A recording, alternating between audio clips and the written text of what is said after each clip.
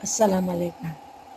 ఆడదాని శక్తి ఆడదానికి తెలియదు, కానీ చాలా ఓర్పుగా ఉంటుంది.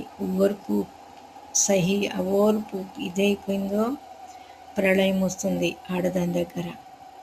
కాపురం నిలబెట్టాలన్నా ఆడదే, కాపురం కూల్చాలన్నా ఆడదే. సరేనా? ఏమంటారేమో, ఆడదానికి అంత శక్తి ఉంది.